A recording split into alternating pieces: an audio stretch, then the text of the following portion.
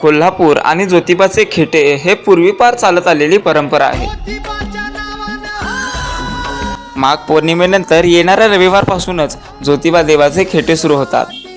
माघ महिन्यात ज्योतिबा देवाचे 5 खेटे घातले जातात। पहाटे 4 वाजल्यापासून या खेट्यांना सुरुवात होते। कोल्हापुरातील पंचगंगा नदीकाठी आंघोळ करून भाविक ज्योतिबाच्या नावानं चांग भलं याचा जयघोष करत डोंगराच्या दिशेने मार्गस्थ होतात।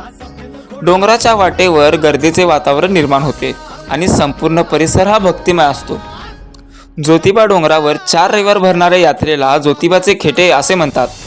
या दिवशी भाविक अनवाणी पायाने डोंगर चढण्याची परंपरा आहे। विशेष महिलांचा याच्यामध्ये मोठा सहभाग असतो। सांगली, सातारा आणि अन्य भागातील भाविक गायमुख ते ज्योतिबा या दगडी पायरी मार्गावरून आपले खेटे पूर्ण करतात। माघ पौर्णिमेनंतर प्रत्येक रविवारी भरणाऱ्या यात्रेला खेटे म्हणले जाते। आख्यायिकेनुसार केदारनाथ दक्षिण मोहीम संपवून हिमालयाकडे निघाले असताना करवीर निवासिनी महालक्ष्मी अर्थात आई अंबाबाईने त्यांना विनवणी केली। त्यानुसार केदारनाथवाडी रत्नागिरी डोंगरावर स्थायिक झाले। तेव्हापासून भाविकांनी अनवाणी पायाने डोंगर चढण्याची परंपरा ही सुरू झाली।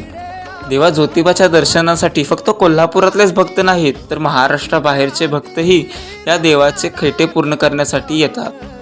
खास तर कोल्हापूरकर रविवारच्या आदल्या दिवशीच म्हणजे शनिवारी रात्री 12 वाजता कोल्हापुरातून निघत देवा ज्योतिबाच्या दर्शनासाठी वाडी रत्नागिरीकडे प्रस्थान करतात। लाखो भाविकांचे श्रद्धास्थान असणारे देवा ज्योतिबाच्या या खेट्याची परंपरा। दर रविवारी देवा ज्योतिबाची पालखी सुद्धा असते।